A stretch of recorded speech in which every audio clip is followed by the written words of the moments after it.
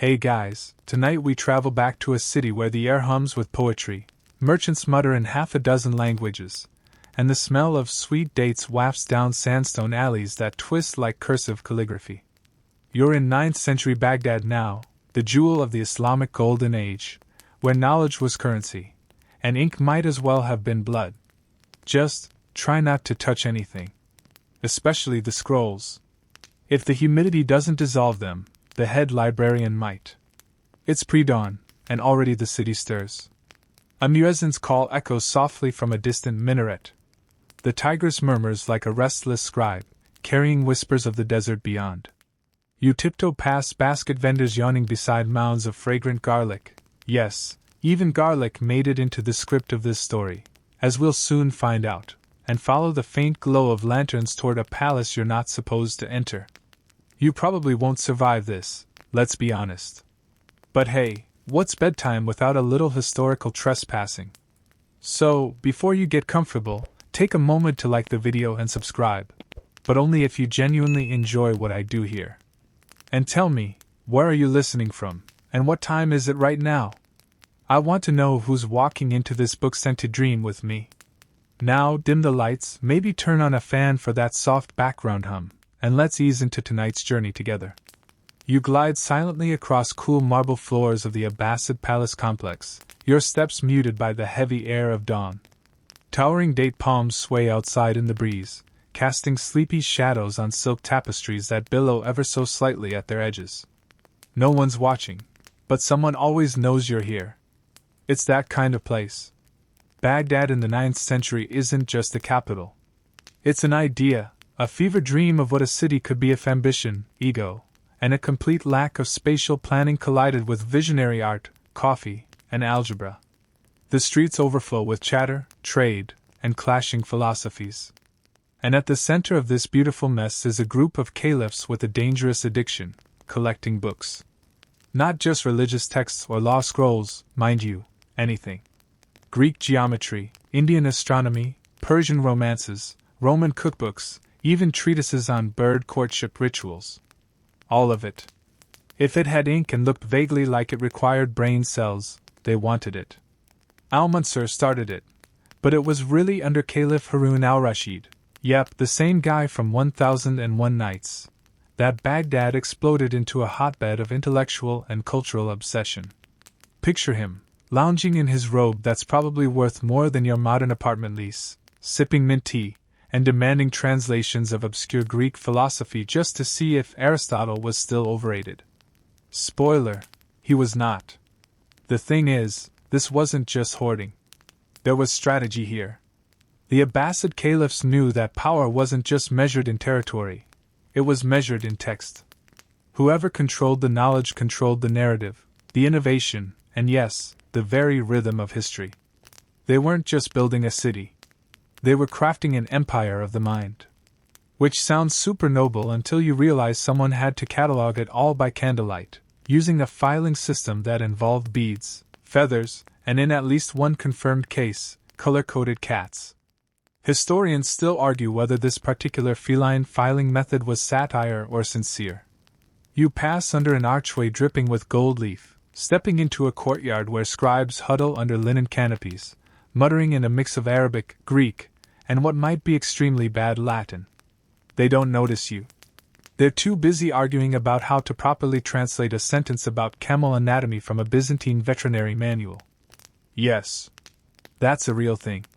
The Abbasids wanted everything.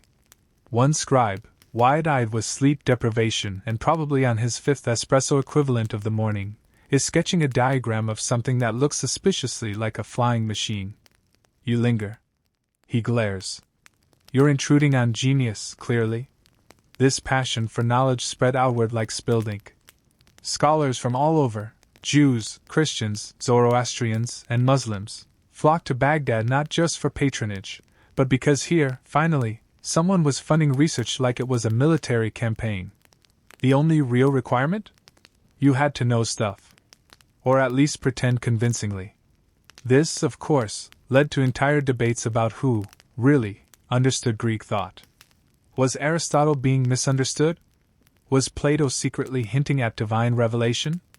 Did Pythagoras invent numerology and ruin math class forever? The arguments raged on into the candlelit nights. And while this all sounds terribly dignified, remember, Baghdad was also noisy, muddy, smelly, and constantly interrupted by donkey cart traffic jams. One source describes a scholar trying to give a lecture on metaphysics only to be drowned out by a passing parade of lute players and someone loudly selling boiled eggs. Peak academia, really. Still, you can't help but feel the magnetic pull of this place. There's a rhythm to it. The tapping of reed pens, the rustle of papyrus, the whisper of someone muttering algebra in the next room. You turn a corner and nearly stumble into a man reciting poetry, to his books. Not even kidding. Some scholars would bless their books like children, or threaten to burn them if they failed to reveal their secrets. That's tenure track energy. But even in all this glorious mess, you sense a creeping problem: space. There are too many books. Scrolls stacked in kitchens. Manuscripts stuffed behind curtains. Wax tablets doubling as cutting boards. Some clever architect keeps adding wings to the palace like it's a literary Frankenstein, but even that won't hold forever. And this, dear dreamer, is where it all begins, the slow, papery swell of a library too loved to be contained. The Abbasids created a monster, and they called it Beit al-Hikmah, the House of Wisdom. But as you'll see, no one really planned for the moment when wisdom would overflow. Because eventually, someone is going to ask, should we maybe waterproof this wing? And someone else will say, nah, just stack the geometry next to the astronomy, it'll be fine. And you're just a sleepy traveler with a front row seat to the most magnificent, and mildly disastrous, library in human history.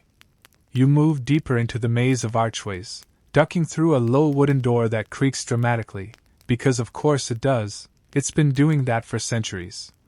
The air grows cooler as you descend into a tiled corridor beneath the palace, lit by tiny flickering oil lamps that do nothing to hide the fact that there are scrolls wedged into literal cracks in the walls. Some are tied with red ribbons. Some look like they're being held in place by a spoon? It's unclear. But this, you realize, is no ordinary wing of the palace. This is Beit al-Hikmah, the House of Wisdom. And like most genius endeavors, it started in a room too small for its dreams. Beit al-Hikmah wasn't a single building, at least not at first. Think of it more like a very ambitious book club that took over half the city. But it officially began as a translation bureau, an office job, basically, run by extremely sleep-deprived scholars. The Abbasid Caliphs, in their quest to out-Greek the Greeks, hired the best minds they could find to translate classical works into Arabic. From Sanskrit to Syriac, from Greek to Persian, every known language was fair game. And while that sounds noble, you quickly learn that some of these translators were less fluent polyglot, and more winging it from context clues. Historians still argue whether certain Arabic editions of Plato's Republic actually describe his views, or a 9th century scholar's grocery list scribbled in the margins. You pass one study room and hear someone reciting aloud in halting Greek, a candle flickering dangerously close to a stack of parchment. Another scholar, his turban slightly askew, sighs in despair as he tries to translate a passage on spherical geometry using a chalkboard shaped like a fish. Was that shape intentional? Who knows? This is Baghdad, baby. It wasn't all scribbling and sighing, though. The House of Wisdom had sections for astronomy, medicine, mathematics, logic, music, and even jokes. Yes, they kept joke scrolls. You know, a little bedtime Aristotle, followed by knock-knock humor from Persia. A real palate cleanser. But the real rock stars of Beit al-Hikmah were the Banu Musa brothers, 3 Persian siblings so brilliant and eccentric that they once hired a man to build an automatic pouring machine, just to avoid refilling teacups manually. Their book, The Book of Ingenious Devices, was basically a steampunk fever dream full of automata, siphons, and a wine server powered by air pressure. Historians still argue whether their inventions were ever built, or if they were just deeply committed to the vibe. You creep past a colonnade where glass jars hold ink in every imaginable shade, midnight blue, copper gold, beetle green, and you realize just how much care went into this paper empire. It wasn't just about stockpiling texts. It was about copying them, improving them, preserving them. Imagine the world's largest group project, and no one is allowed to use whiteout. Here's a detail that makes your eyebrows twitch. When books were copied, they weren't always exact replicas. Scribes often added commentary, corrections, or even jokes in the margins. One scribe working on Galen's medical texts once wrote, "This chapter gave me a headache, so I'm taking a nap. We'll finish tomorrow if the fever passes." And that note has now outlived him by over 1,000 years. All of this case and scholarship was deeply intentional. Caliph al-Mamun, son of Harun al-Rashid, wasn't just interested in being a patron of the arts, he wanted to turn Baghdad into the thinking capital of the world. He even established a policy where translators were paid by the weight of their finished work in gold. Which, of course, led to some interesting creative decisions. Imagine padding your treatise with 20 pages of philosophical footnotes just to earn a few extra dinars. Suddenly, ancient academia starts to look suspiciously like modern consulting. And while most of the scholars were men, a few accounts hint at the quiet presence of women, mathematicians, astronomers, copyists, whose names never made it into the scrolls, but whose hands surely did. Their stories were written in the brushstrokes, even if the ink didn't spell them out. Historians still argue whether a particular fragment of medical text signed only with a symbol might have belonged to a female physician named Lubna, who reportedly worked in secret under al-Mamun's patronage. If true, she may be the real reason some of those anatomical diagrams were so precise. You sit on a cold stone bench and rest your eyes for a moment. Above you, the ceiling arches into a geometric dome painted with stars and constellations, their patterns mirrored by dusty maps spread across nearby tables. Some of them show the Earth as a sphere, a fact many Islamic astronomers accepted long before their European counterparts got the memo. Nearby, two scholars debate the shape of the cosmos. One believes the heavens are infinite. The other insists they're held in place by a series of crystal spheres. A third interrupts, holding a scroll titled How to Predict Rain Using Lizard Behavior. It's unclear if he's joking. You tiptoe away as their debate dissolves into laughter. Somewhere, a bell rings, signaling a new delivery. The guards bring in a cart piled high with books from Alexandria, Byzantium, and perhaps a few rescued from a monastery in Armenia. The scribes groan. Someone mutters that they'll need to build another shelf. Someone else says, "Or just move the whole archive into the cellar again." And that's when you realize it. They've already run out of room again. The House of Wisdom is too good at what it does. It grows faster than they can contain it. The floors creak. The foundations sweat with the weight of centuries. And no one seems particularly worried. After all, when your empire is made of parchment and ink, what's a little instability between friends? You leave behind the heated whisper fights over celestial orbs and scroll padding schemes, following the scent of dried cedar and dusty leather to a quieter room. It's dim here, hushed like a sanctuary, but this room isn't for worship. It's for cataloging. You spot a scholar half asleep on a pile of bound folios, ink stains on his robes and one sock inexplicably missing. This, clearly, is the records chamber. Or what's left of it. Because when your library starts eating itself from the weight of its own ambition, you need a plan.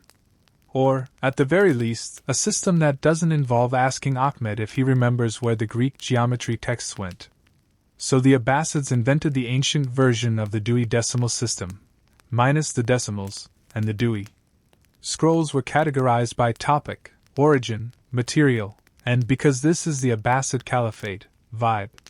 Geometry might go in the east wing with logic texts. Astrology? North corner. Erotic poetry from Persia? Probably locked in a side cupboard under someone's lunch. The House of Wisdom's catalogers used wooden tablets with rotating pegs to mark categories, and each entry included the author, title, language, and sometimes a helpful note like, "Has drawings of birds with hats." Historians still argue whether these tagging systems were standardized or just loosely enforced by whoever hadn't passed out at their desk yet. Here's the quirky bit. Some scrolls were scent tagged. Literally perfumed. Lavender for math. Myrrh for medicine. and clove oil, allegedly, for anything remotely risque. This helped blind scholars locate their favorites by smell alone. That's right, imagine organizing your TBR pile by aroma. If you can sniff your way to Plato's Republic, you might have a future here. As you tiptoe around a collapsed stack of astronomy charts, your foot brushes something solid, a wooden box, carefully sealed with wax and inscribed in looping Cufic script. Inside, small brass nameplates. You pick one up. It reads, Aristotle, approximate 800 folios, fragile spine, see drawer 47. You glance at the bookshelf. There is no drawer 47. There's barely a shelf. Someone's replaced it with a curtain and prayer beads. Still, the effort was there. These librarians, many of them overeducated, underpaid, and probably never once thanked, tried desperately to keep up with the exploding collection. A single acquisition mission from Bokhara could deliver hundreds of new texts, each of which needed checking, transcribing, shelving, and probably aromatizing. There's a story, half truth, half legend, of a scribe named Basim who was so obsessed with order that he created a map of the entire House of Wisdom, down to the arrangement of carpets. It was stored in a scroll taller than him, which he rolled through the corridors like a medieval yoga mat. One day it disappeared. Some say the Caliphs cat shredded it for nesting material.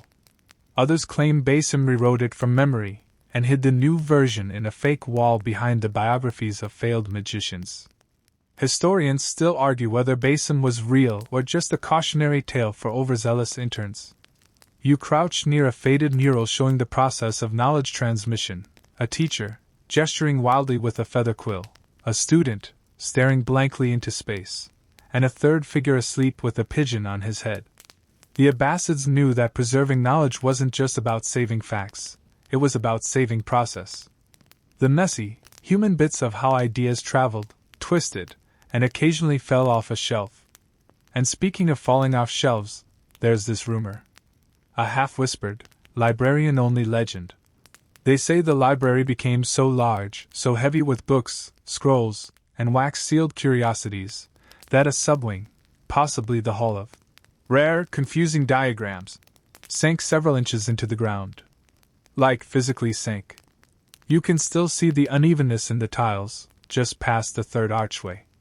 The floor tilts downward, like the room is reluctantly sliding into another dimension.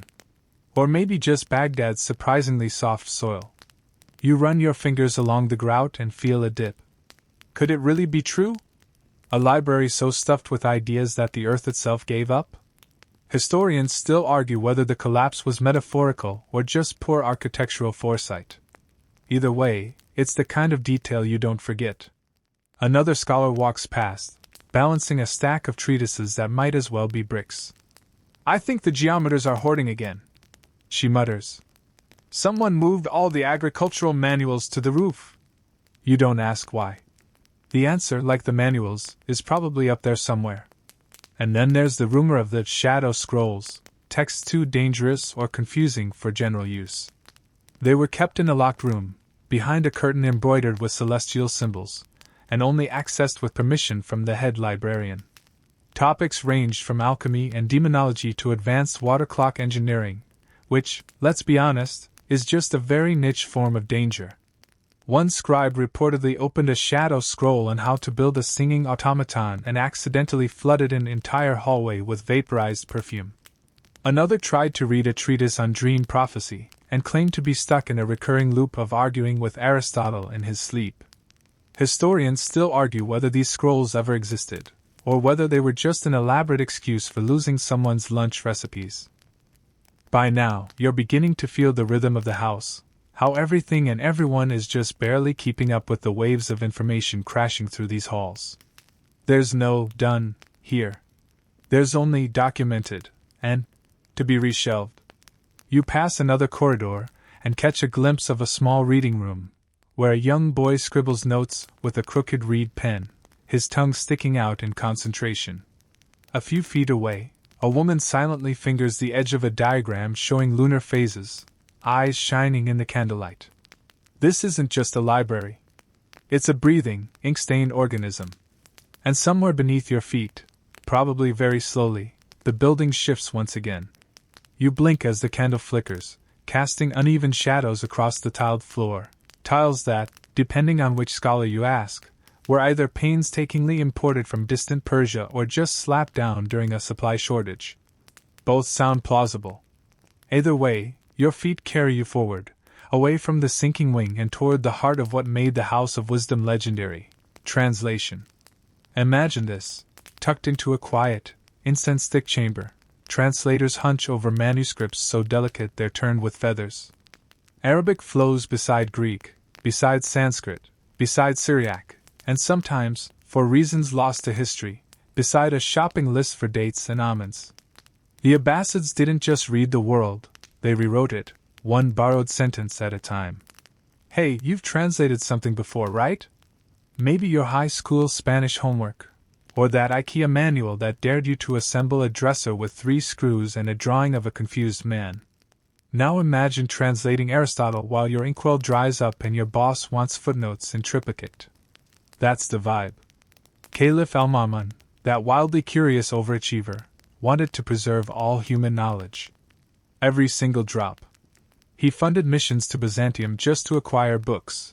Not loot, not land, but books. He even paid scholars their manuscripts' weight in gold.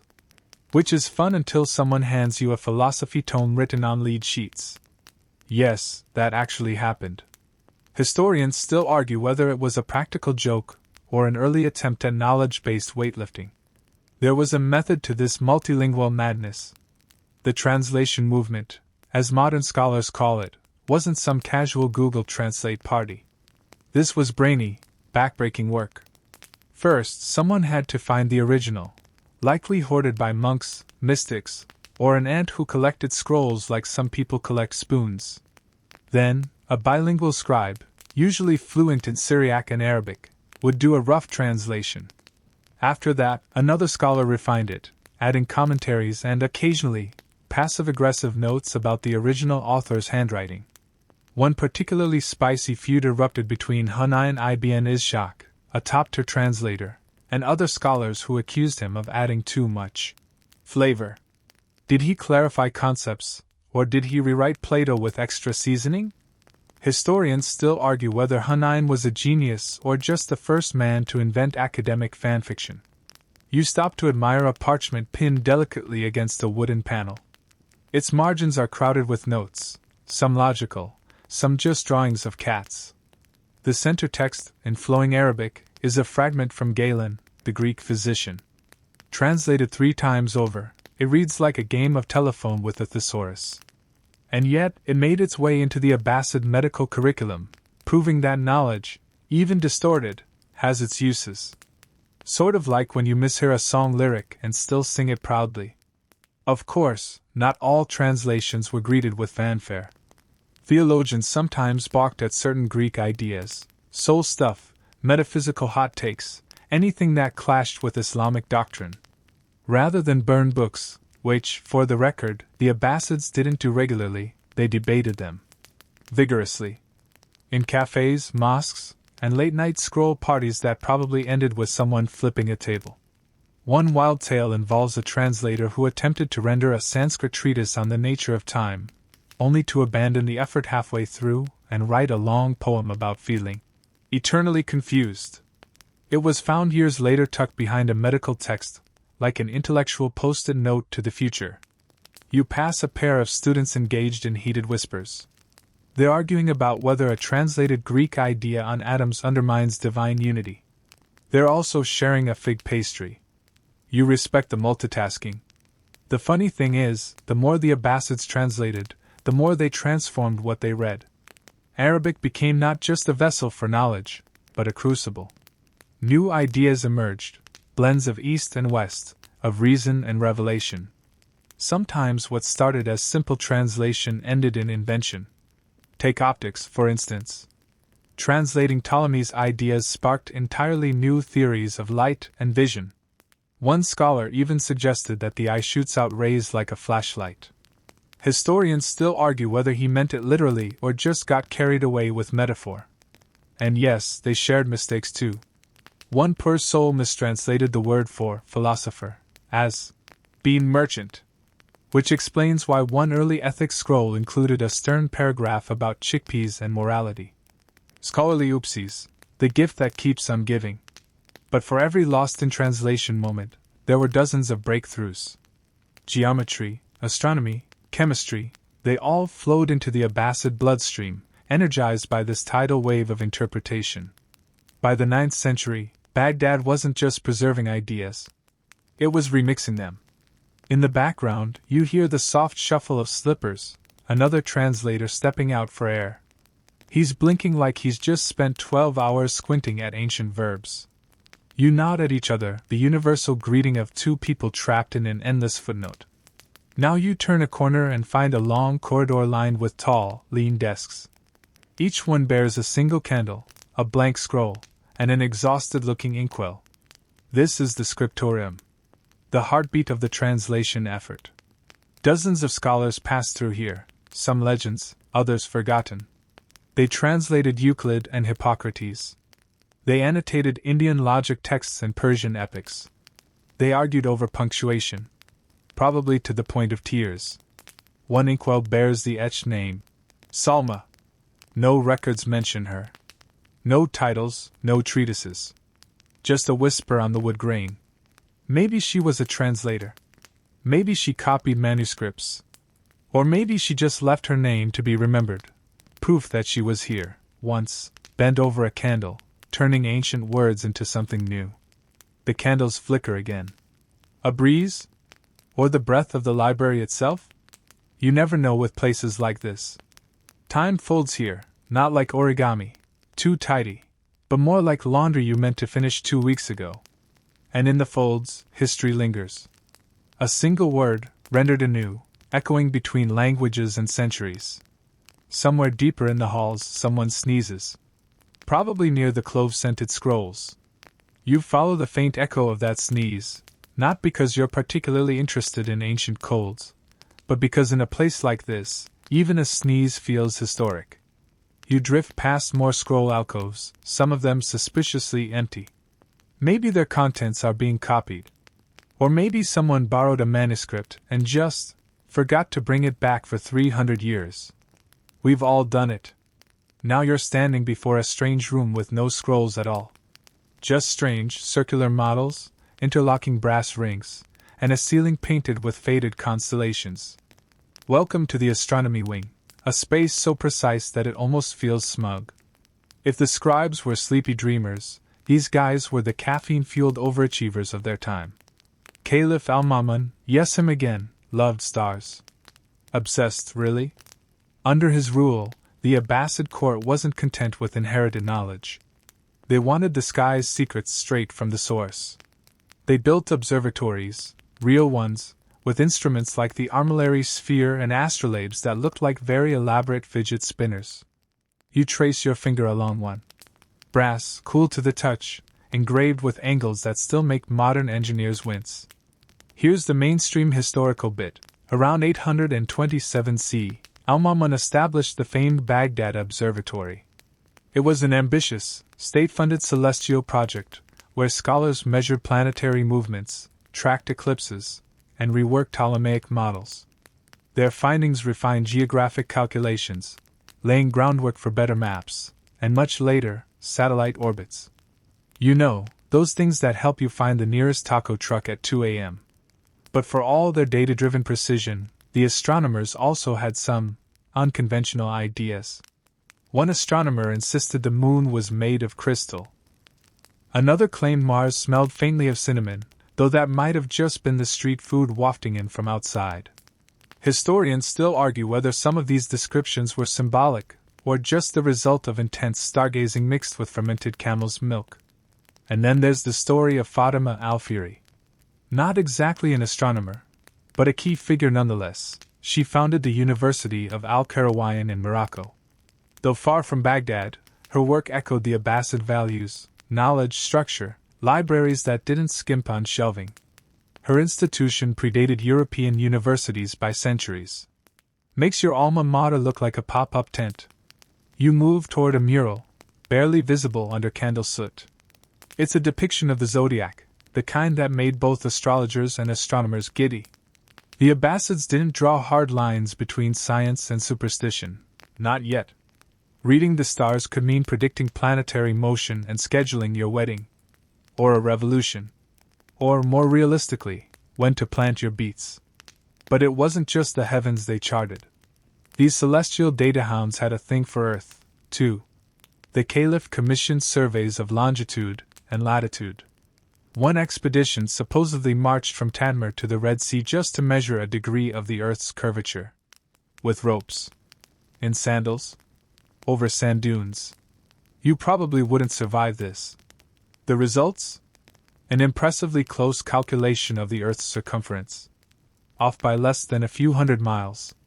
Not bad for folks who didn't have GPS, drones, or an ounce of SPF protection. Their tools included graduated sighting instruments and huge quadrants that took up entire rooms. One scholar, so focused on accuracy, refused to blink while measuring the horizon. He had to be carried out with eye drops and a sandwich. Then there's the matter of star catalogs. These weren't dusty lists. They were obsessively detailed, sometimes with notes like, flickers slightly, or, seems annoyed. Some historians still argue whether these annotations were scientific observations or just astronomers projecting their own emotional states onto distant gas balls. You pause at a tall arched window. Outside, the dome of the observatory catches moonlight. Imagine being an astronomer back then, climbing to that dome in the chill of night, notebook clutched to your chest, stars wheeling silently overhead. You'd squint through your handmade astrolabe and whisper calculations into the dark. Meanwhile, a goat bleats nearby, reminding you that the city never fully sleeps. Down a corridor, a low voice chants coordinates aloud. An apprentice, maybe, memorizing stellar positions the old-fashioned way, by speaking them, rhythmically, like a lullaby. Some scholars memorized over 1,000 star names. Others forgot their own birthdays but could describe Jupiter's retrograde motion in poetic verse. And oh, the calendars. The Abbasid astronomers helped refine the Islamic calendar, anchoring religious observances in real celestial cycles. They debated moon sightings, solstice timings, and how to coordinate fasts with the stars. Sometimes the debates got heated.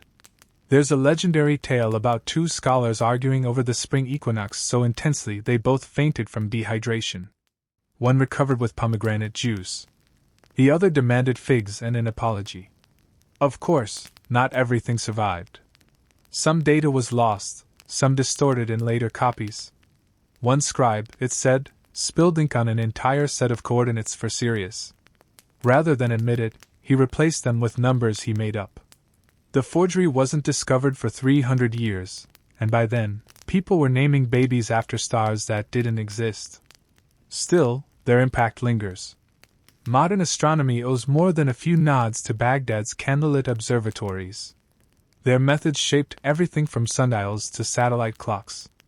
And every time you check the weather, thank an Abbasid for caring enough to climb a rooftop at midnight and argue with the sky.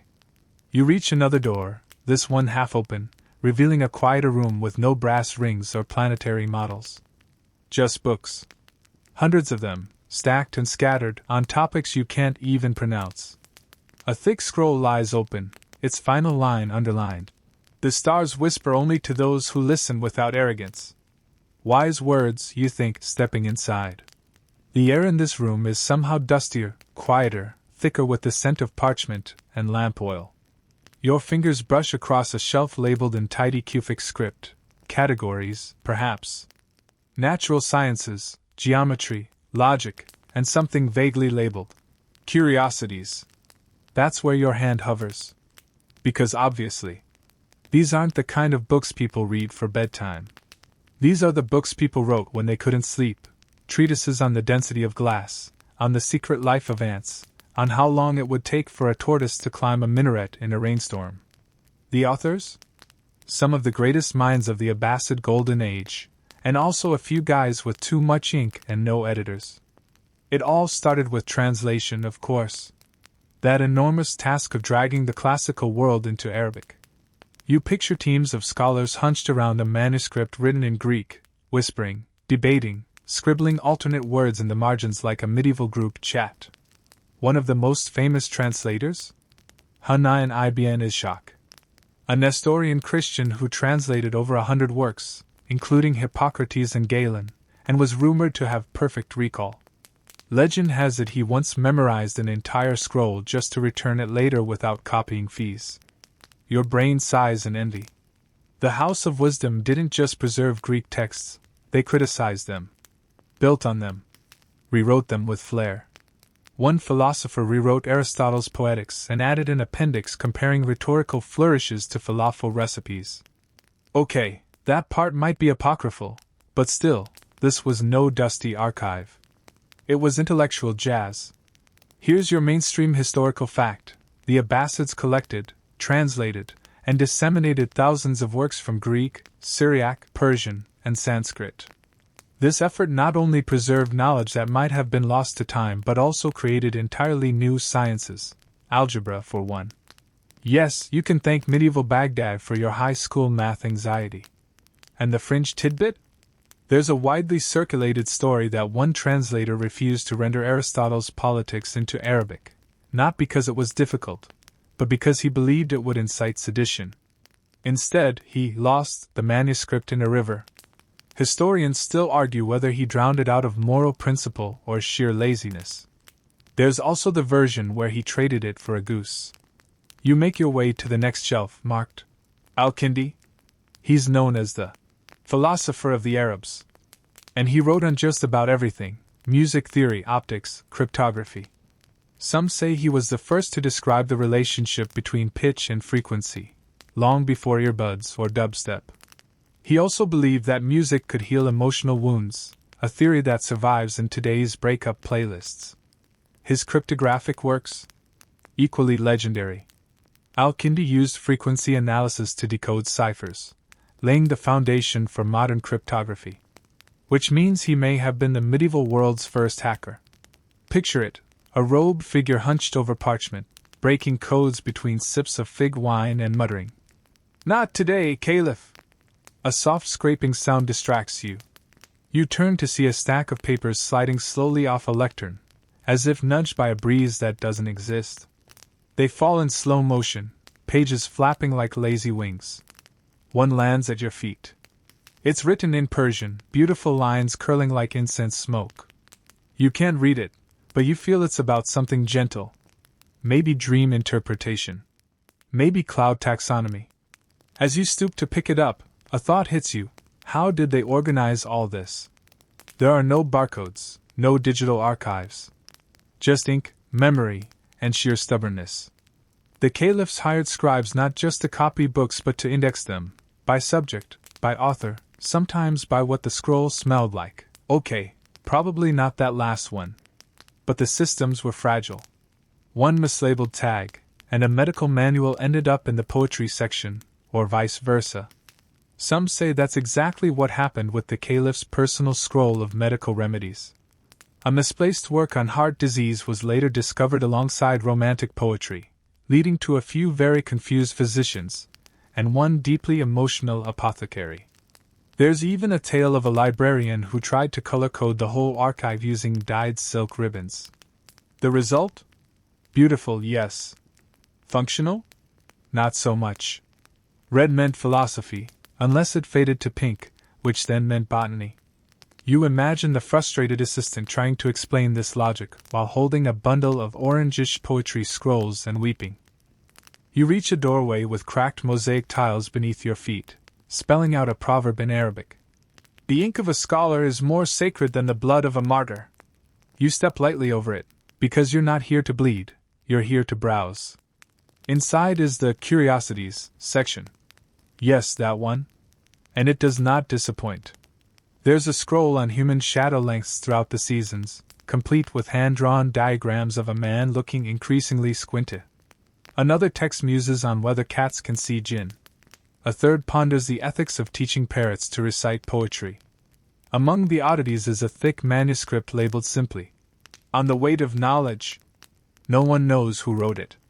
The pages are filled with calculations about how much a scroll weighs when wet, when dry, when inked in gold. The last page contains a curious warning. When the books exceed the walls will sink. You squint at it, wondering if it's metaphorical or a very literal prophecy. And here comes the kicker. Some scholars believe that part of the library, maybe a storage vault, maybe a records chamber, was lost not to fire, but to collapse. That's right, according to fringe legend, one of the chambers grew so heavy with knowledge, so densely packed with wisdom, that it physically sank into the earth. Or the Tigris. Or maybe the basement. No one's quite sure. Historians still argue whether this actually happened or was just a very dramatic way of warning people not to hoard papyrus. Still, the phrase echoes in your head. The weight of knowledge. It's poetic. It's absurd. And in this place, it's maybe also true. You linger in the curiosities section a little longer than intended, drawn in by the faint scent of musty cedar and something slightly sweet, like pressed jasmine. Maybe it's just the glue. Maybe it's enlightenment. Hard to say. Next to the oddly poetic manuscript on the weight of knowledge is a bundle tied in threadbare silk ribbon. You gently untie it and unroll a scroll that, rather dramatically, opens with the phrase, "For the madness of filing systems and their noble martyrs." Well, that bodes well. This section of the library isn't just about strange content, it's about strange methods. And tonight you delve into the deeply riveting world of medieval Abbasid bureaucracy. Hold your yawns. We're easing into dreamland, remember? You learn that the House of Wisdom wasn't some freewheeling intellectual commune where everyone just strolled in with a scroll and a philosophical hot take.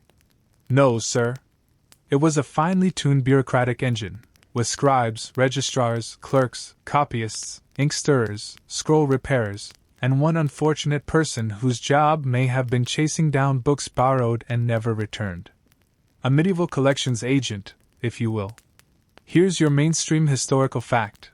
The Caliphs employed entire departments of scribes and librarians known as warakin, whose job was to copy, catalog, and manage the growing flood of manuscripts in the House of Wisdom. These people weren't just clerks. They were knowledge engineers. Without them, the place would have collapsed in a swirl of misplaced paper. Or, well, more on that soon. You imagine one of these warakin now, a lean, ink-flecked man in a wool tunic, endlessly muttering to himself about duplicate entries and scrolls with missing colophons. He wears a cap that somehow always manages to lean crooked. His inkwell is personalized. His handwriting is impeccable. His patience? Not so much. Quill scratches. Pages flutter. A nearby scribe hiccups, sneezes, and starts over. There is, apparently, a superstition in the library that a sneeze mid-copying is an omen to burn the manuscript and start fresh. This policy is both respected and deeply resented. Your fringe tidbit for the night: some catalogers insisted on organizing the library not alphabetically, or by subject, or even by author, but by the number of metaphors used per page. This highly subjective system led to certain medical texts being shelved alongside mystical poetry, which in turn led to one particularly surreal chapter where a surgeon waxes lyrical about the spleen's emotional needs. And you'd better believe there were heated debates over classification. There are surviving letters, yes, letters, between rival scholars arguing over whether Aristotle's works belonged under philosophy, natural science, or, in one sassy rebuttal, irrelevant speculation. Historians still argue whether the Abbasid filing systems were as advanced as some records claim, or were merely the fevered dreams of bureaucrats with too many wax seals and not enough supervision. You pause in front of a wooden cabinet, clearly older, clearly less used. Its doors creak ominously, but inside, stacked meticulously, are index tablets. Clay ink vellum, some stamped with caliphal emblems, others simply numbered. They chart the locations of scrolls, many of which are no longer present. Like a ghost directory. You find one marked Room of Damp Theories. Okay, someone had a sense of humor. There's also a set of inventory scrolls, written in rotating shifts of handwriting. Each entry lists title, author, condition, and a category rating from 1 to 5 stars. Apparently, even Abbasid librarians had opinions. One text on animal magnetism is judged utter nonsense, while another on surgical instruments gets an enthusiastic exceeds expectations. You shake your head softly. It's oddly soothing to know that even the most revered scholars still had to deal with misplaced inventory, passive-aggressive marginalia, and the occasional ink spill that turned on the celestial spheres into on the celestial spills. The whisper of a draft draws you toward a recess in the wall, barely noticeable, carved with a motif of geometric vines. Inside is a little reading nook. The cushion has long since deflated, but someone has scrawled, "Do not disturb unless on fire," in faded ink across the low arch. Here you let yourself sit, just for a moment. You picture yourself as one of the weary scholars, elbow-deep in treatises, squinting at light filtered through old parchment windows, wondering if this translation of Galen will be the one that finally gets the bloodletting measurements right. The House of Wisdom wasn't only about books, of course. It was about conversations, lectures, debates that went on for hours, and not just on matters of science or theology, but on semantics, rhetoric, etymology, and whether camels dream. You laugh under your breath. That last one was apparently the subject of a heated round table that ended in someone storming out with a clay teacup. You scan a list titled, "Recent Borrowings." It's written in several hands, with notes beside the entries. Returned, slightly singed. Lost, possibly eaten by goat. Still waiting on Al-Razi to bring this back, and honestly we've given up. The fact that one of the greatest polymaths of the age may have been a habitual book hoarder is oddly comforting. And the ink, ah yes, the ink. Black made from soot and gum Arabic. Red for corrections. Gold, sparingly, for illumination. One text details a recipe for ink involving pomegranate skin and rainwater caught at dawn. Another recommends sharpening your quills using fish bones. But only from fish caught on holy days. These little moments, tucked between serious volumes, make the library feel alive. Not just a monument to intellect, but a patchwork of personalities. Scholars who argued and laughed, and occasionally misplaced entire manuscripts behind cushions. The filing systems? Imperfect. The catalogs? Debated endlessly. But there's something beautiful in that chaos. Something human. The very fallibility of knowledge, and its persistence despite that, is what makes it so soothing. You close the cabinet gently, and the latch clicks like a final syllable in a tired sentence. Outside, the lanterns flicker, casting looping shadows across the tile. A moth flutters by, another accidental archivist, carrying dust from scroll to scroll. You stretch, glance back at the reading nook one last time, and move toward the next corridor. There are whispers in this place, not spooky ones, just the kind of rustling wisdom makes when it's had a long day and wants to lie down. You drift through another archway, deeper into the belly of the library, where the air cools slightly and the scent of papyrus becomes stronger, like dry leaves crushed between time's thumb and forefinger. This section feels quieter, not because there are fewer scrolls, but because the thoughts they hold seem heavier, older, and somehow more hushed. You find yourself in what must be the translation hall. Not marked, of course, but the clues are everywhere. Side-by-side parchments with faintly matching scripts, marginal notes in Greek and Syriac, and ink-stained benches worn smooth by centuries of elbows. It's here, under faded oil lamps and with backs permanently curved like question marks, that entire civilization's wisdom got reborn in Arabic. Tonight, your company includes men named Hunayn ibn Ishaq, Thabit ibn Qurra, and Al-Kindi, names that sound like spells if whispered right. They weren't just translators, they were interpreters of worlds. They didn't just decode the words, they reimagined them. Mainstream historical fact time, during the Abbasid Golden Age, especially under the Caliph Al-Ma'mun, the House of Wisdom became a hub for translation, especially of Greek scientific and philosophical works into Arabic. Entire academies of scholars were paid handsomely to render Plato, Aristotle, Ptolemy, and Galen into texts that could be read by the Islamic world. But of course, it wasn't all formal. A fringe tidbit surfaces as you examine a partially unrolled scroll. One translator, in a fit of frustration with the convoluted metaphors of Heraclitus, reportedly threw his notes into a fountain and declared the philosopher intentionally unreadable and probably possessed.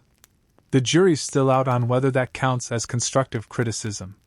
It's worth noting, though, historians still argue whether these translations were always faithful, or whether scholars inserted their own insights, quietly editing Plato to sound less like a Greek aristocrat and more like a Baghdadi uncle with opinions about geometry.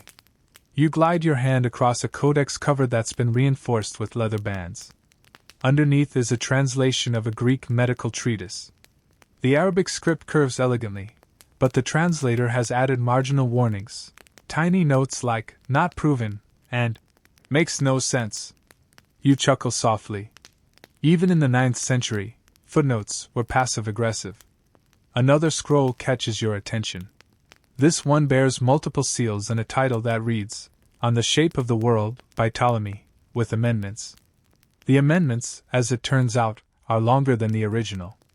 The translator has added not only clarifications, but a handful of rebuttals, an essay-length prologue about divine geometry, and a small cartoon of a disgruntled merchant pointing at a spherical earth. The note underneath simply says, "Imagine explaining this to a camel." The translation process wasn't just intellectual, it was physical.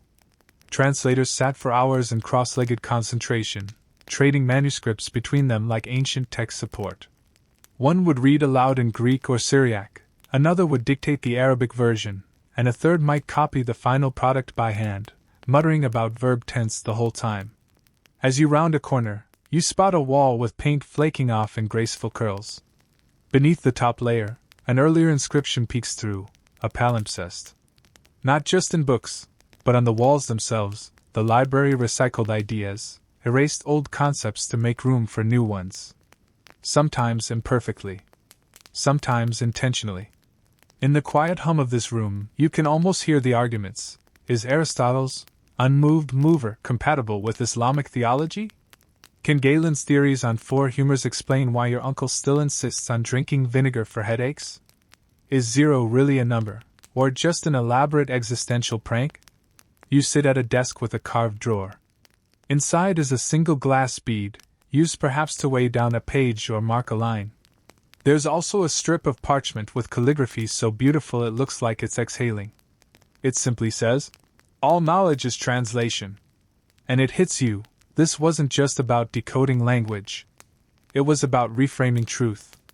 The scholars of the House of Wisdom were taking foreign ideas, yes, but they were also adapting them, synthesizing them, sometimes arguing with them. They weren't just borrowing, they were conversing across centuries and continents.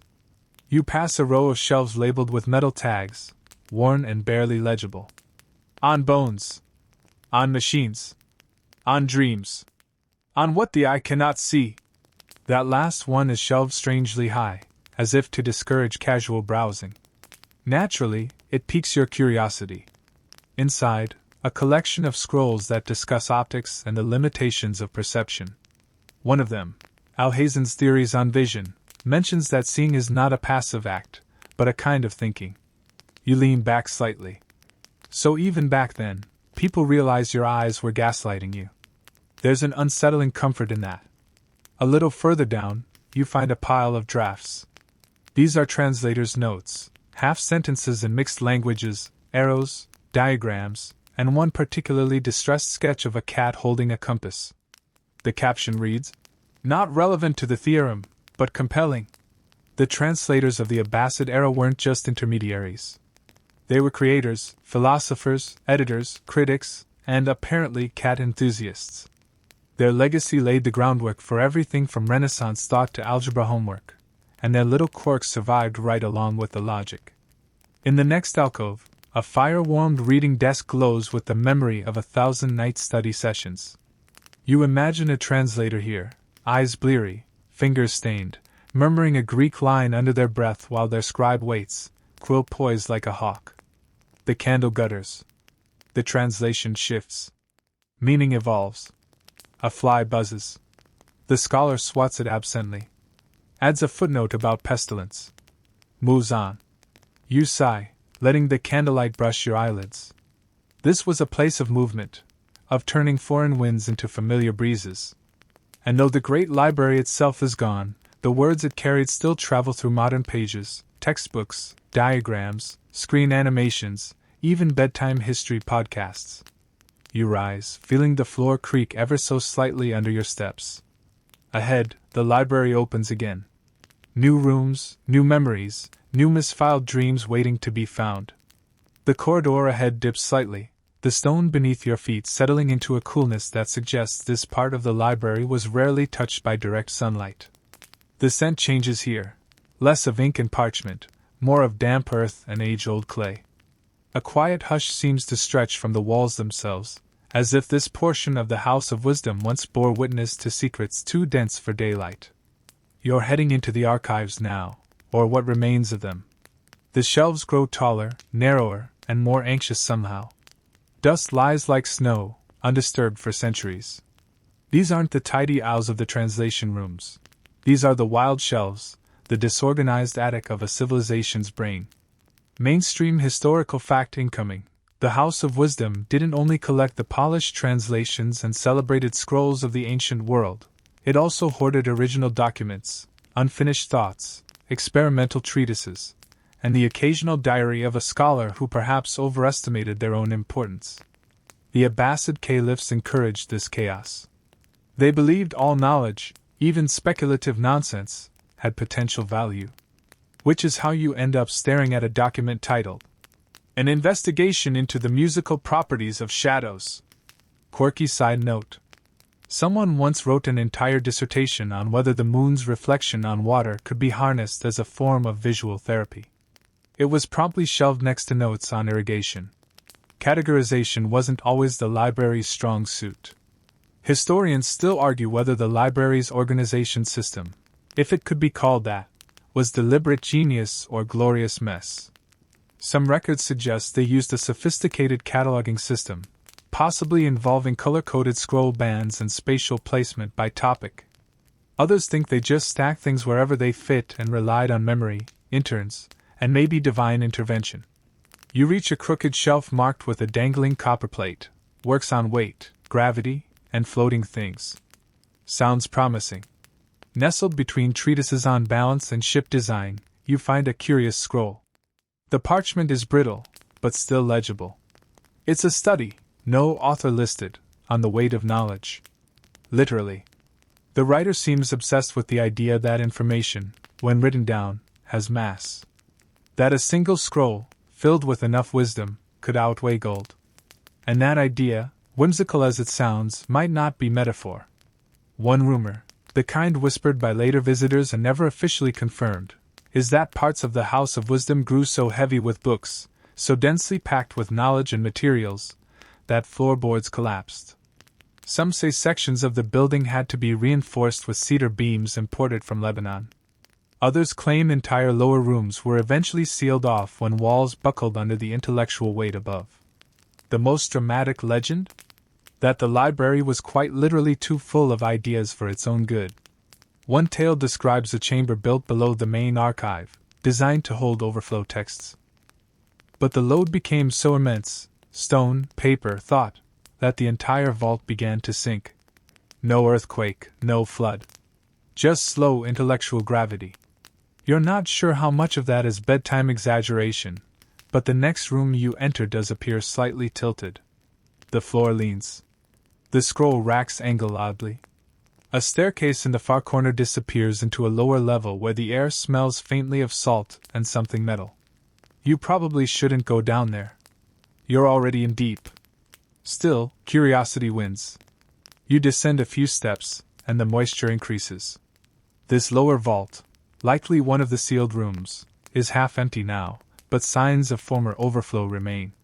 Metal rods, once used to prop up shelves, now bend under invisible weight. Book crates lie cracked and empty, save for a few pages curled like ancient leaves. You pick one up. It's in Persian, partially illegible, but you can make out the words. Knowledge, descent, and a rather poetic phrase that loosely translates to, We sank from the weight of our knowing, and it was beautiful. You imagine a scribe writing those words as the walls whispered warnings, as scrolls multiplied like dreams uncontained. Was it fear? Was it all? Another step forward and you find a ledger, a weight log, apparently. Lines of itemized scrolls, followed by bizarre annotations like, 42 treatises on stars equals 9 camel units. Or, Plato's Republic equals dense. At the bottom, a joke scribbled in cramped script. If the building collapses, blame Aristotle. Back upstairs, the room brightens as you return to the upper stacks. A window filters in some moonlight, touching the golden lettering of a thick codex bound in leather. You run a finger along the cover. The title? On the Proper Arrangement of Dust. A monk's musings on entropy, perhaps. Or maybe someone's overly poetic cleaning log. You sit for a moment at a bench beneath a dangling lantern. It sways gently, maybe from your steps, or maybe the whole place is just always in slow motion. A library caught mid-thought. You reach for a loose scroll resting alone on the bench. It's labeled untitled, unclaimed, uncatalogued. Inside, a map of the library as imagined by one of its early architects. But this isn't a blueprint. It's a fantasy. Corridors that spiral into logic puzzles. Rooms that change shape depending on what you're searching for. An entire wing labeled if you're lost this way. It's not a joke. Or if it is, it's a lovingly carved one. Before you rise again, you leave a small note of your own on the bench. You write simply, "Still here. Still learning. Still sinking, maybe." The library groans softly in the distance, as if acknowledging your presence. Or maybe digesting another scroll. You follow the corridor around, feeling the uneven ground shift beneath you, a gentle warning from the weight of words past. The corridor swerves now, bending like an elbow around the edge of the vault. You press forward into a narrower space, this one colder, more angular. A different kind of silence rests here, not the hush of reverence, but the quiet of disuse. Forgotten rooms, maybe? Or simply rooms meant to be forgotten. A door ahead is half open. The wood is warped, the iron hinge whining faintly as you nudge it. Inside, you find a room not filled with scrolls or codices, but instruments, strange ones. Celestial spheres, brass armillary models, compasses, sundials shaped like birds. You step inside, and it smells like oxidized metal and a little bit of damp leather. This must have been part of the observatory wing. Mainstream historical fact here. The Abbasids weren't just obsessed with what could be read. They were equally enthralled with what could be measured. The House of Wisdom housed many of the era's most accomplished astronomers, from Al-Farghani to al-Battani, who recalculated the length of the solar year with stunning precision. Observational astronomy was taken as seriously as religious scholarship. And yet, you're currently staring at a quadrant shaped like a scorpion. Is it symbolic? Is it a prank? Historians still argue whether some of these more esoteric instruments were actually functional, or simply symbolic status pieces. Some argue the scorpion of stars here was an educational tool. Others say it was used in wedding ceremonies, somehow tying the cosmos to contracts. Some even whisper it's cursed, but that's bedtime legend, and you didn't hear it from me. One table is entirely covered with stone weights and long rods of uneven length, primitive balances used to calculate the density of scrolls. Yes, seriously. Someone once decided to weigh scrolls to determine their intellectual density. The idea was, the more tightly written, the denser the knowledge, and therefore the more dangerous the content. This metric, thankfully, did not catch on. There's a manuscript on the table. You unfold it carefully, revealing sketches of Baghdad's original skyline. Before the House of Wisdom, before the canals, even before the city's great markets filled with silk and saffron, Baghdad was mostly sand and sky. The House of Wisdom was one of the few buildings to rise above the city's flat sprawl, its domes gleaming with tiles of blue and green, its walls rumored to contain enchanted mortar. Of course, they weren't enchanted. Probably. The builders just knew a thing or two about limestone. Quirky detail time. The outer walls of the library were said to hum when the wind passed through the arches, due to tiny carved vents in geometric patterns. Students believed the walls were whispering secrets. Turns out, it was acoustics. Or magic. Your pick. You leave the observatory wing, passing a corridor marked alchemical storage, though the door appears bolted shut and vaguely charred. Probably best not to linger. You continue instead into a hallway lit by occasional oil lamps and recessed alcoves. They flicker as you pass, tiny flames gasping in the moving air. You turn a corner and freeze. Ahead, stretched across a long wall, is a mural. Not paint, but mosaic. Tiny glass tiles shimmer in blues, silvers, and golds, forming a massive visual catalog. It's a flowchart of knowledge. Mathematics branches into astronomy, which connects to agriculture, which shares lines with philosophy, medicine, and even music. The whole thing pulses with interconnectedness, like the world's first flowchart sketched by someone with too much time and too many tiles. At the bottom, one curious tile is missing.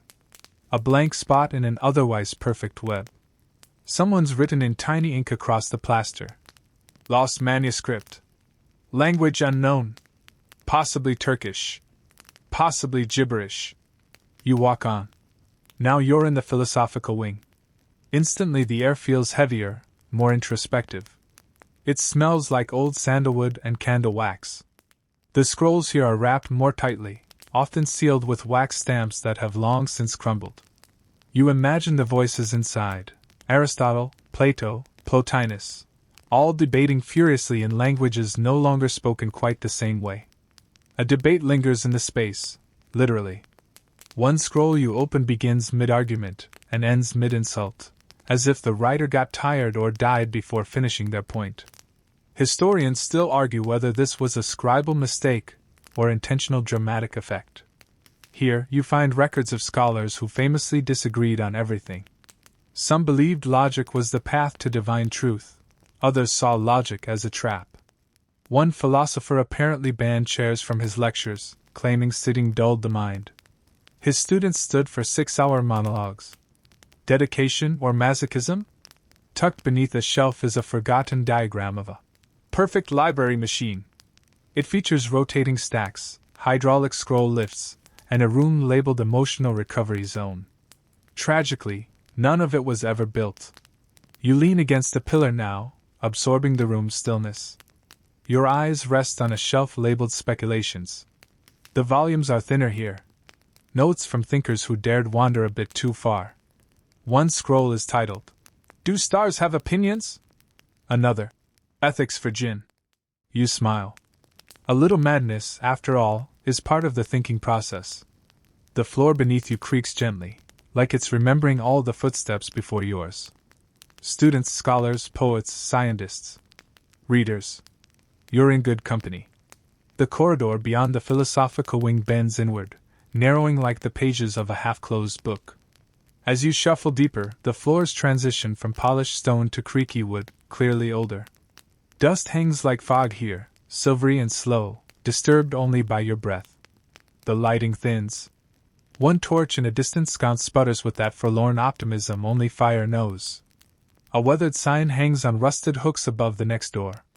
The paint is mostly gone, but you can just make out the words, "Storage Vault A, Rare and Risky Texts." Of course. The Forbidden Wing. You sigh. Because nothing says, "Safe bedtime story."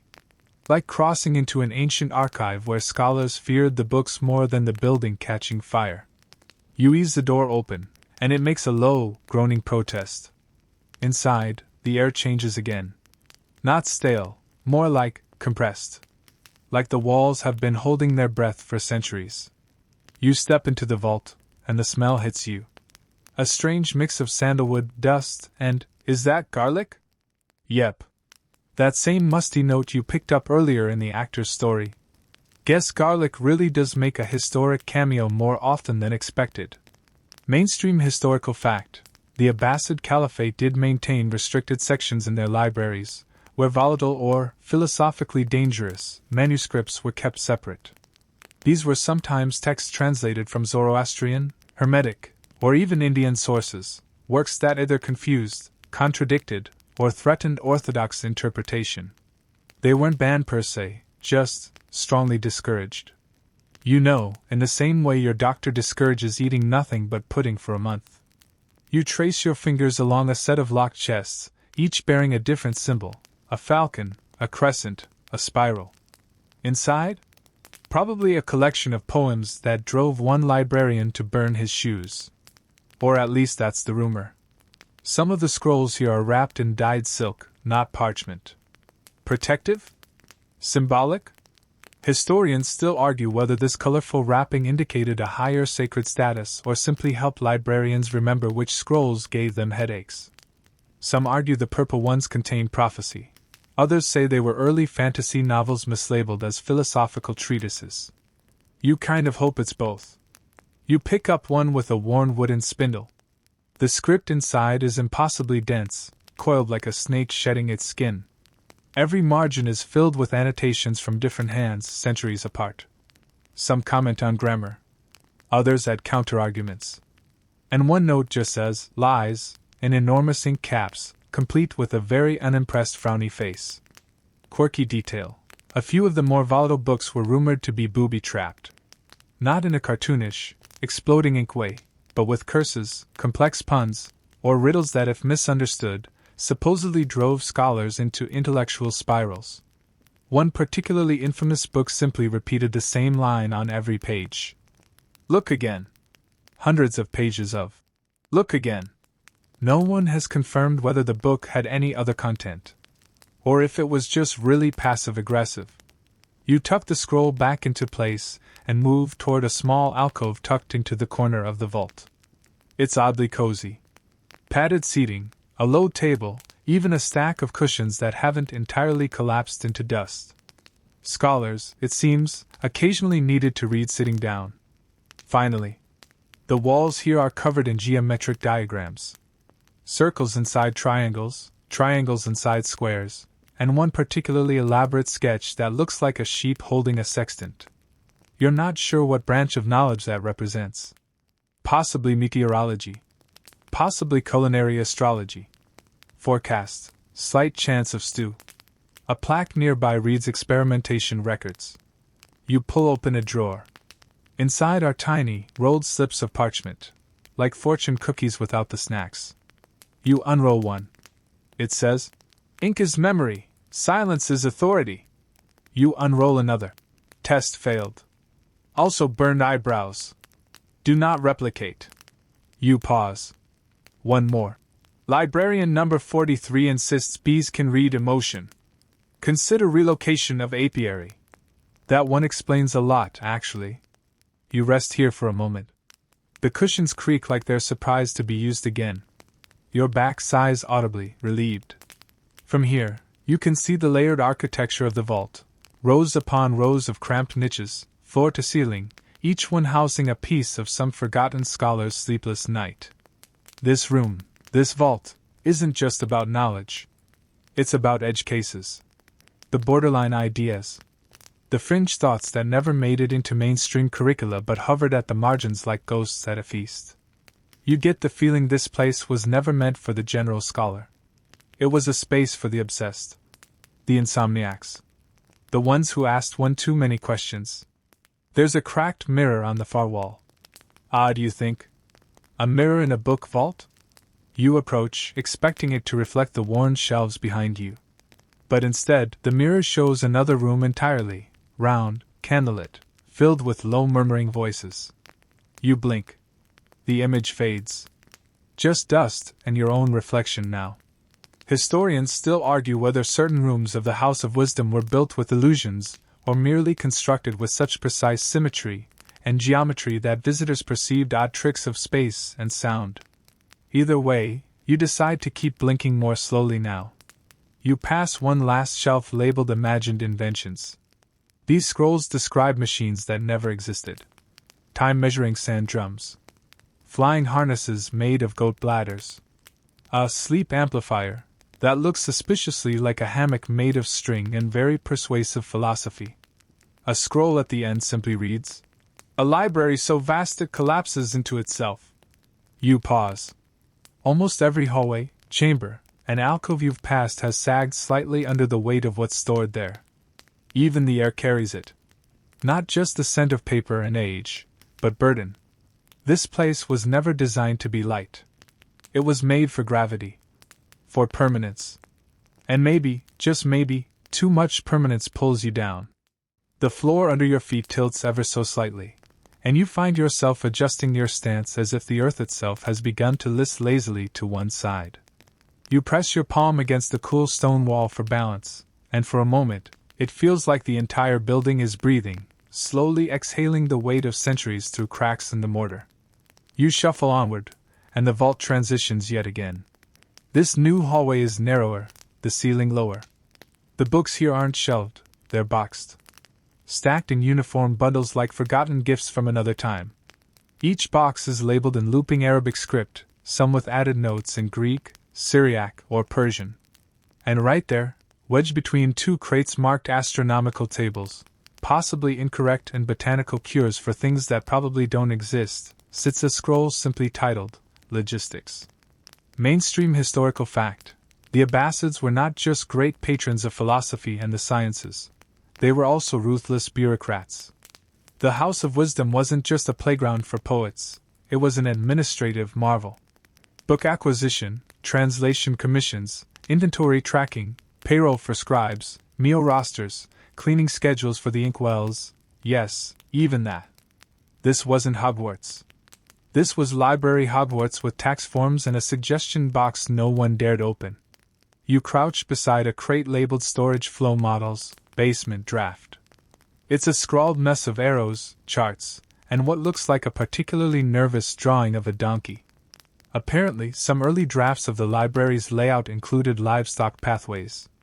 Probably a good call to ditch that feature before Bookworm meets Barnyard. As you keep poking through these notes, you come across a scroll titled Weight Management in Archival Architecture. That's not a typo. Apparently, someone in the 9th century realized, possibly a little too late, that books are heavy. Not just hurts your back. Heavy. More like, this room is literally sinking. Heavy. Quirky tidbit. There's a long-standing story, part urban legend, part maybe true, that one entire wing of the House of Wisdom began to subside under its own weight. The foundation, built hastily during a library expansion frenzy, wasn't reinforced properly. Cue months of whispered panic, frantic architecture meetings, and at least one instance where a scholar allegedly disappeared into a floorboard crack while arguing over algebraic integers. You imagine him mid-sentence. And as Al-Khwarizmi himself stat, then gone, like a magic trick. The ultimate mic drop. Historians still argue whether this collapse ever happened or was simply exaggerated by later generations as a cautionary tale about unchecked knowledge. Some point to geological records, others cite inconsistencies in the manuscript's storage locations before and after a particular decade. The debate itself has filled at least 3 symposiums and one very defensive academic blog post. You pass a rusting hinge in the wall, part of what might once have been a dumbwaiter system, an ancient mechanical contraption used to lift scrolls between floors. Because yes, even in the 9th century, librarians knew the pain of hauling 6 treatises up a spiral staircase only to drop them on the 5th step. The dumbwaiter appears to have been reinforced with rope and, curiously, a single copper bell. Pull the cord, and it lets out a dull chime, as though someone far below might still be listening. You don't test that theory. Further along, the walls are lined with thick, stamped leather catalog binders. This, apparently, is where the classification system lived. You flip one open and skim the pages. Each entry lists the title, author, origin language, subject category, and location code, which, helpfully, is often something like West Tower, 3rd alcove after the broken vase, past the rude tapestry. Who needs decimal when you've got vibes? A footnote scribbled into the margin catches your eye. It reads, "We should stop acquiring everything. Just because it exists doesn't mean we need 4 copies. Tell Khalid." You picture the scribe's weary expression. The ink is smudged, like it was written with frustration, and maybe tears. You take a moment to imagine the daily life of these library workers. Endless copying. Endless checking. Scrolls mislabeled, books misplaced. One wrong vowel, and suddenly someone's treating gallstones with dragon saliva instead of fennel. You suspect they had more office drama than an early 2000s sitcom.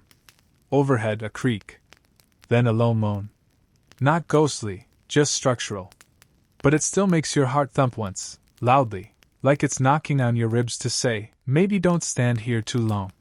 You pass a set of wooden beams, roped together in a lattice that looks suspiciously like a stopgap measure.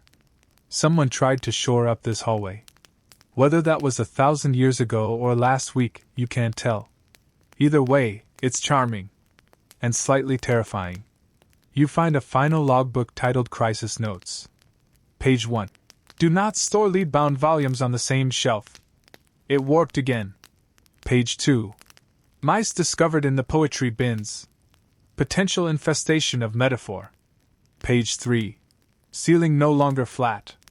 Please refrain from looking directly up. The gravity of the place, literal and metaphorical, is undeniable now. Every record here hints at something collapsing just out of view. They tried to catalog the entire known world, and the building responded with an exhausted, "Really?" And yet, somehow, everything stayed together. Or at least enough of it did that you can still walk these halls, still find scrolls sealed with wax and ink and the sweat of 10 generations of underpaid scholars. At the far end of the corridor, another door. This one is made of hammered bronze, etched with the shape of an open eye. It gives you a look, if that's even possible, as if to say, only the very curious go beyond here. And not always with permission. Naturally, you press forward. You push open the bronze door with a slow, deliberate creak, the kind of sound that makes even time hesitate. Inside, the air changes again. Cooler, damper. Heavier, too, like stepping inside a cellar that hasn't been aired out since the Abbasid dynasty still had dinner plans. The room is circular, its high ceiling lost in shadows, and the walls are packed, absolutely packed, with scrolls stacked in vertical drawers from floor to far above head ceiling. It's like a carousel of parchment, an archive that spins but never dances. No windows. Just a solitary lantern flickering from an iron hook, casting lazy amber ripples across everything it touches. And in the center? A platform. Not raised, but sunken. You blink. Yes, sunken, like the weight of centuries has pulled the very middle of this chamber downward. The stone floor dips like the center of a mattress that's had too many dreams pressed into it. This, it seems, is the legendary heart of the House of Wisdom. Mainstream historical fact. This library, in its prime, held translations of nearly every known ancient Greek text, Indian mathematical treatise, Persian medical theory, and Egyptian astronomical observation, plus original works by Arab polymaths who weren't content to merely preserve old ideas. They reimagined them, critiqued them, and pushed the boundaries of science, math, and philosophy while scribbling away under oil lamps and eucalyptus-scented candle smoke. It wasn't just a vault of knowledge, it was a laboratory for intellectual rebellion. You descend slowly into the dip. Each footstep feels like it's disturbing something sacred, like you're stepping across the spine of a sleeping behemoth that once memorized all the laws of logic and now snores in forgotten syllogisms. A bird flits above, a bat maybe. Or a very dusty crow with strong literary opinions.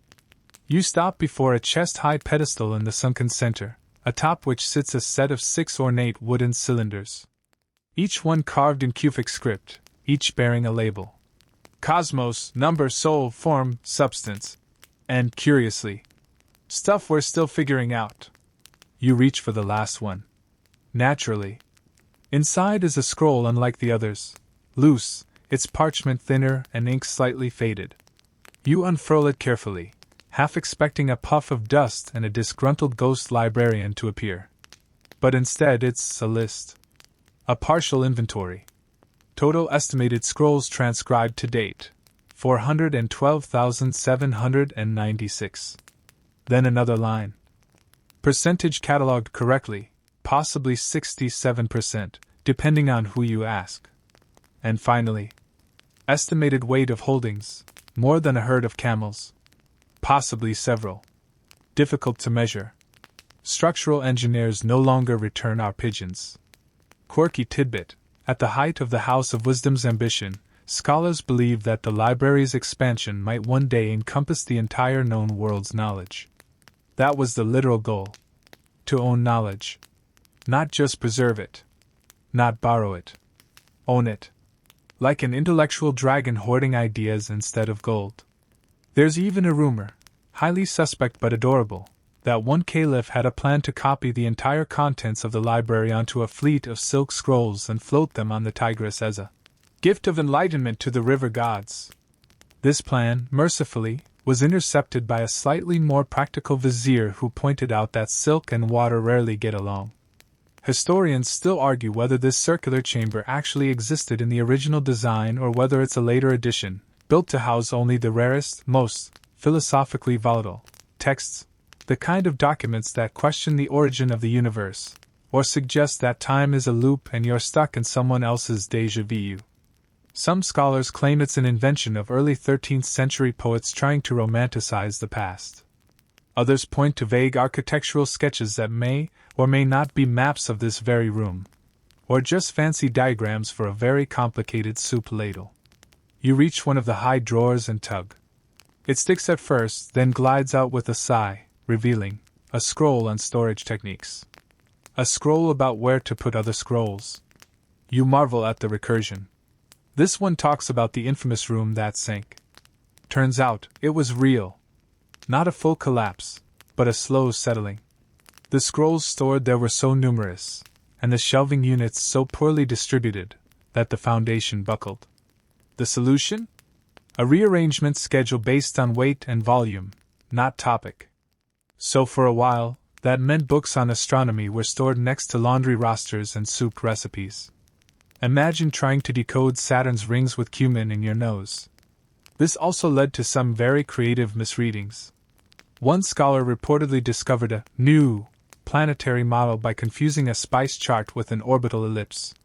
It was later corrected, but only after 3 public lectures and 1 enthusiastic tattoo. As you explore further, you discover yet another scroll marked translation errors and accidental philosophy. You chuckle. Inside are several examples of ideas that were only discovered because of mistranslations. One poor soul spent 5 years interpreting the Greek word for emptiness as banquet hall. The result? A surprisingly poetic treatise on existential hunger. You imagine the translator furrowing his brow, nibbling on an olive, muttering, "This Aristotle guy really wants dinner." You wonder, tracing your fingers along the shelves, and you wonder how many of these texts were touched by people who genuinely believed they were unwrapping the secrets of the cosmos. How many hands trembled while lifting a scroll that claimed to describe the shape of the soul, or the silence before creation? And how many times did those same hands later scribble, "Needs revision," and reach for another ink pot? You pause beside a stack labeled dream logs. It's unclear whether these are metaphorical, medicinal, or someone's actual night terrors turned into bedtime reading. The idea that even dreams were worthy of documentation here makes you smile. Somehow, it's the most human thing you've seen all night. There's one last scroll beside the pedestal. Unmarked.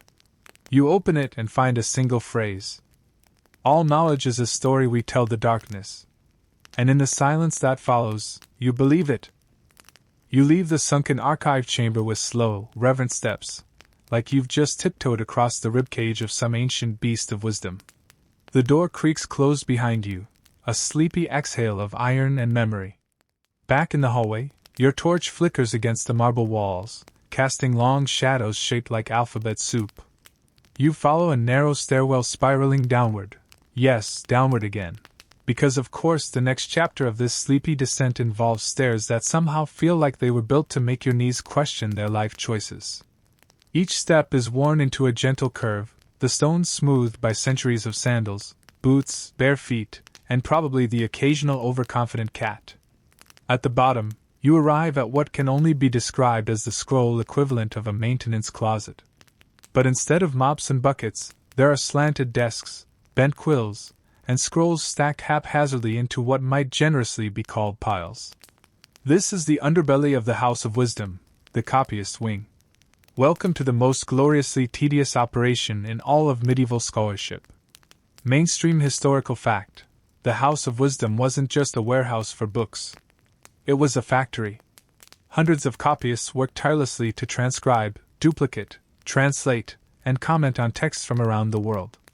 Greek, Sanskrit, Syriac, Persian, you name it, They were translating it, often side by side at long benches, muttering phrases like, "No, that Aristotle scroll is the one about metaphysics, this one's about digestion," while sipping lukewarm tea and trading calligraphy jokes no one else would ever understand. Copying wasn't glamorous. It was a grind.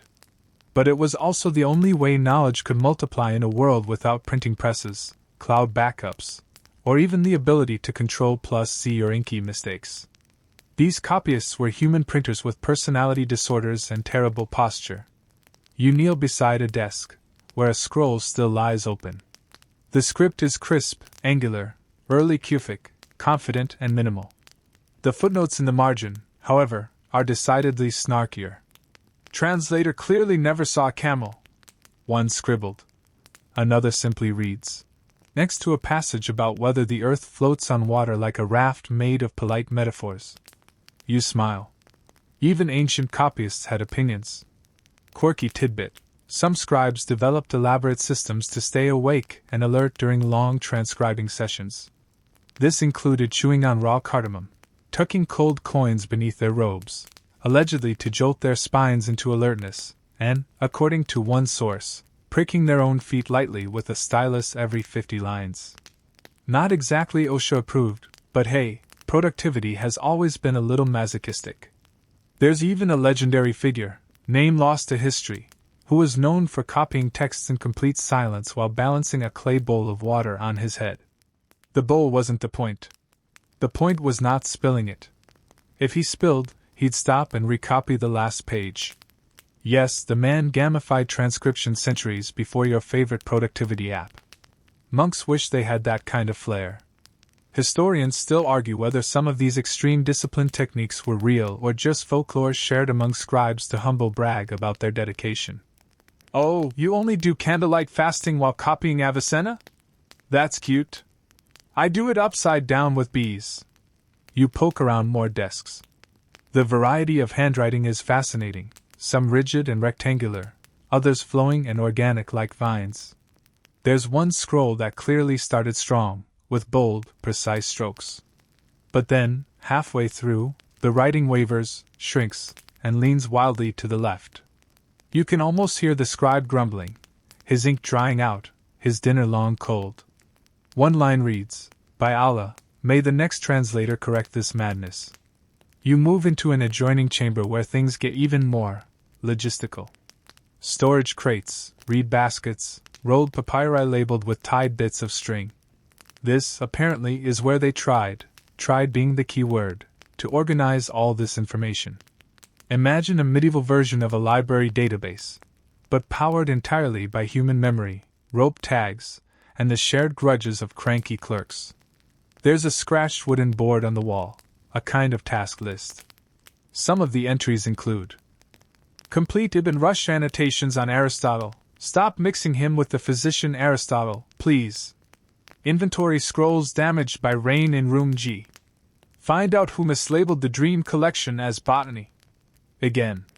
At one corner, a schedule, 3 shifts of scribes per day, rotating like clockwork, sunrise, afternoon, dusk. It reads like the world's driest soap opera. And just beside it, a rolled papyrus labeled unfinished projects. You can't resist. Inside, you find plans for a scroll cart that doubles as a reading desk. Another proposal for waterproof storage scroll sleeves. And then, a draft for an improved ventilation system involving camphor and goat bladders.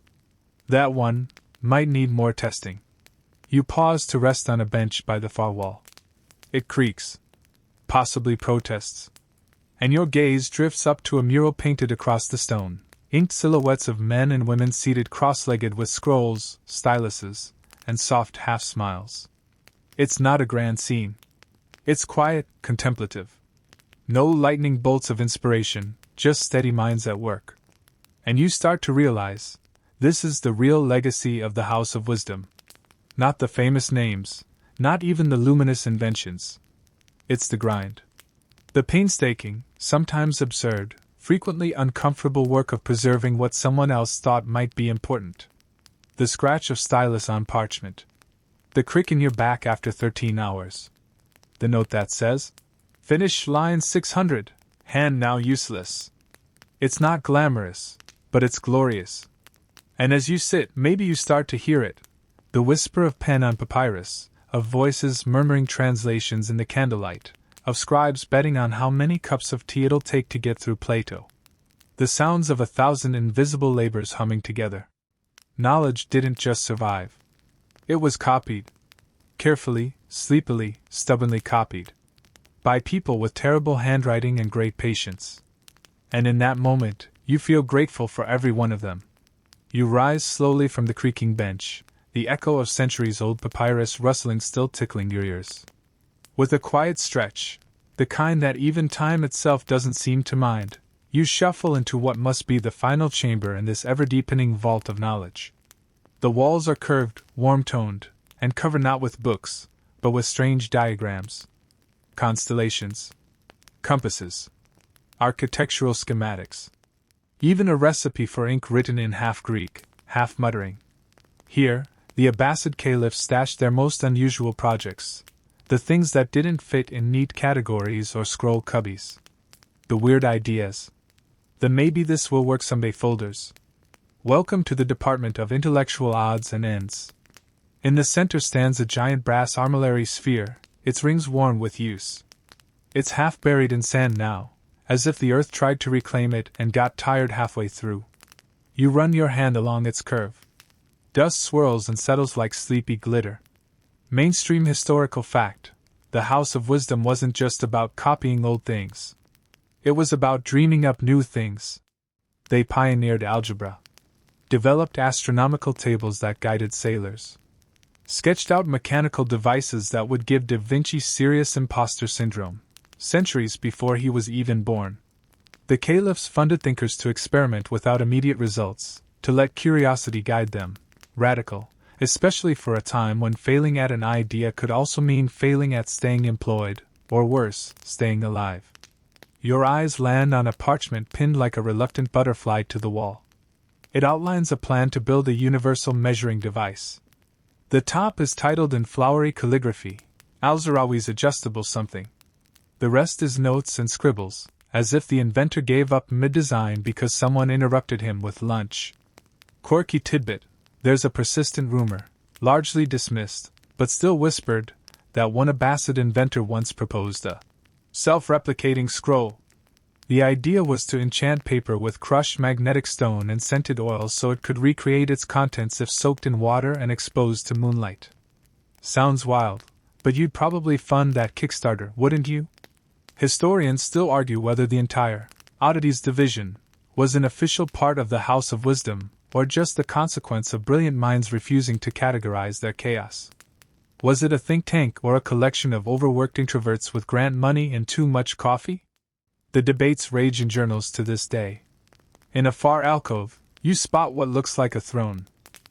Upon closer inspection, it's a scale model of Baghdad made entirely from dried ink blocks and pressed paper. It's weirdly accurate, down to the river bends and city gates. There's even a tiny model House of Wisdom inside which someone's drawn a scroll, and inside that scroll is a teeny tiny scribble. You tilt your head. Is that a camel? Yes. Yes, it is. There's a dusty crate beside it, labeled in Arabic and broken Latin, untransportables.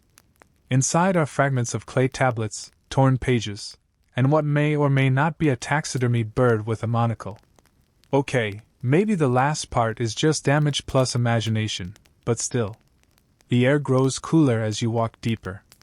Less like decay, more like breath being held. And then, you find it. The back wall, collapsed inward long ago, reveals a black pool. It looks like ink, but it glimmers faintly. This is where the legend begins, the one you saw scrawled on the visitor plaque. In your imagination, of course, the library was so heavy with wisdom, it eventually sank itself into the earth. Scholars say that's metaphor, naturally. That the Mongol siege of 1258 scattered these texts to the winds, or worse, into the Tigris. That flooding and fire, not books' own weight, destroyed much of this trove. But standing here now, staring at the sloped floor vanishing into that still, wordless pool, you're not so sure. Maybe some knowledge gets too heavy. Maybe wisdom, when not shared fast enough, chooses its own quiet grave. Or maybe, just maybe, the Caliphs knew what they were doing. Maybe they wanted some of these ideas buried, stored safely beneath the surface, waiting for someone gentle enough, sleepy enough, curious enough to come looking. You crouch, dip a finger in. It's not ink. Just water, cold and unbothered. But something shifts in the surface. Shapes. Letters. Maybe a reflection of scrolls never written. Or maybe it's just your own dreamy eyes trying to read shadows.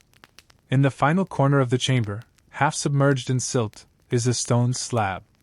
A dedication, barely legible, in gold leaf that's managed to outlive everything else. To those who chase ideas too big to shelve. Who write, copy, build, and wonder.